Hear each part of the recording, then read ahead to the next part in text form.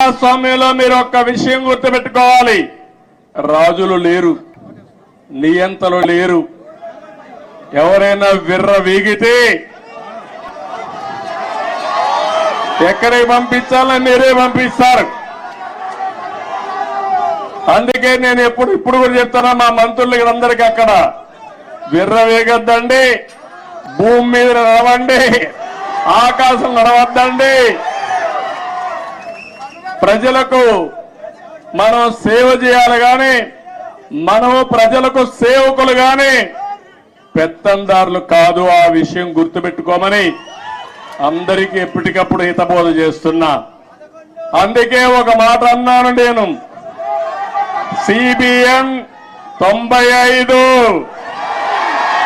2024 కాదు, సిబిఎన్ 95లో ఏ విధంగా పనిచేశాడో